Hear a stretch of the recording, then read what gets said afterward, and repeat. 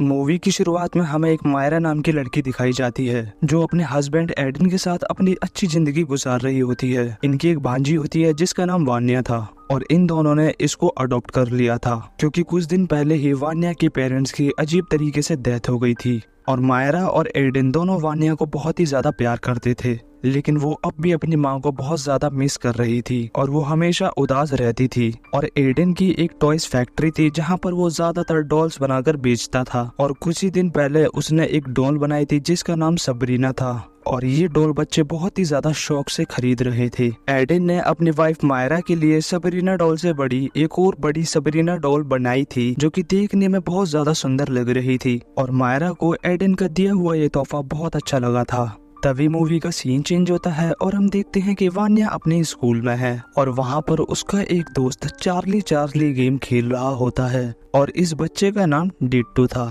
और ये Charlie game की मदद से अपनी ग्रैंड मदर के सोल को रियल वर्ल्ड में बुला रहा था। वान्या को ये सब देख के बहुत अच्छा लग रहा था और डिट्टो वान्या को बता रहा था कि इस गेम को खत्म करने के लिए लोगों को प्रे करनी होती है ताकि इस गेम में बुलाए गए सोल्स वापस जा सकें। और डिट्टो वान्या को iOS ऐप के बारे में भी बताता है जिसकी मदद से सोल्स को ढूंढकर देखा जा सकता था और वान्या उस चार्ली गेम के बोर्ड को डिट्टो से बोरो कर लेती है। फिर मूवी का सीन चेंज होता है और हम वान्या को देखते हैं जो कि इस गेम की मदद से अपनी मॉम को रियल वर्ल्ड में बुला रही थी और तभी वान्या को फील होता है कि उसकी मॉम की सोल रियल वर्ल्ड में आ चुकी है और वो iOS ऐप की मदद से अपनी मॉम को ढूंढने लगी थी, लेकिन वो तो एक फेक ऐप था और वान्या को अपनी मदर की बजाय अपनी आंट मारिया दिख जाती है। मारिया वान्या को अपने कमरे में सुला लेती है और उसे सुलाने से पहले उसे अपनी सबरीना डॉल भी दे देती है और जब वान्या सो जाती है तो हम सबरीना डॉल की आईज को मूव करते हुए देखते हैं जिससे हमें पता लगता है कि ये कोई नॉर्मल डॉल नहीं है,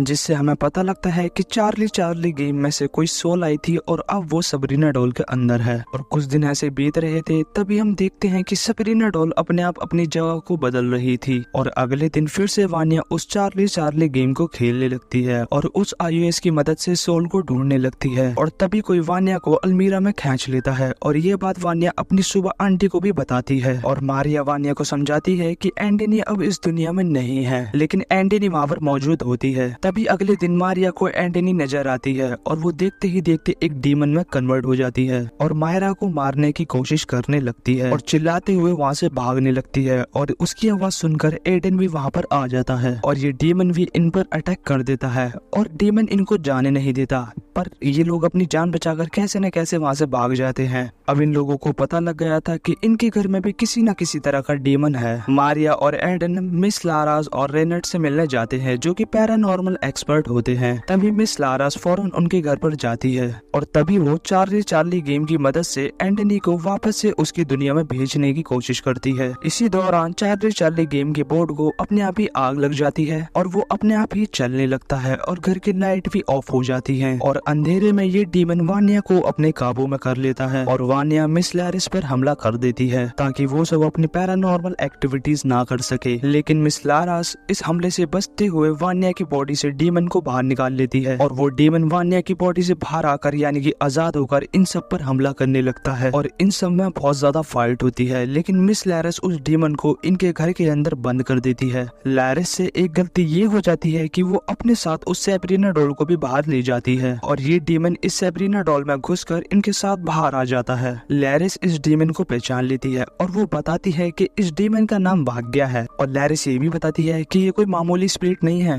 बल्कि ये डीमन की चाइल्ड है और ये बहुत ही ज्यादा पावरफुल है। और यहाँ पर हमें वान्या के पेरेंट्स के डेथ के बारे में भी पता चलता है और लैरिस बताती है कि एंटनी को भी इस भाग्य ने अपने अंदर कंट्रोल कर मारा था और इसी ने ही वान्या के फादर को मारा था। लैरिस और रेनार्ड दोनों ने मिलकर भाग्य को उसकी दुनिया में भेज दिया था, लेकिन इसी दौरान एंटनी की भी डेथ हो गई थी और जब वान्या ने चार्ली गेम की मदद से एंटनी को बुलाया था तो उनके साथ वाग्या भी इस रियल दुनिया में आ गई थी और वाग्या को मारने का सिर्फ एक ही तरीका है कि लारस वाग्या को उसके असली रूप में विरासत से मिले खंजर से उसे मारे और वो खंजर सिर्फ वाग्या को ही मारने के लिए बनाया गया था। लेकिन ये खंजर फिलहाल रेनार्ड के पास था और रेनार्ड को ये खंजर कई साल पहले एक केव में मिला था जहाँ पर इस खंजर को कुछ डीमन के जरिए छुपाया गया था और अगले ही दिन वाग्या का डीमन दोबारा वापस से एक्टिव हो जाता है और मायरा को अंडर कंट्रोल कर लेता है और मायरा सब पर चाकू से कई वार करती है और ये सब किसी भी तरह मायरा को वापस से उसके घर में लाते हैं। यहाँ लारास मायरा को पकड़कर एक्सोर्सिज्म करती है, जहाँ पर हमें पता लगता है कि वाग्या डीमन को सबसे पहले हमारी दुनिया में किसी इंसान ने ही बुलाया था और यहाँ पर मूवी का पास्ट दिखाया जाता है। असल में एक एडन का सगा भाई था जिसका नाम अर्का था और इन दोनों के फादर की एक बहुत बड़ी टॉय कंपनी थी, लेकिन उसके फादर को सिर्फ अर्का के डिजाइन टॉय पसंद आते थे और जब इसके फादर की डेथ हुई थी तो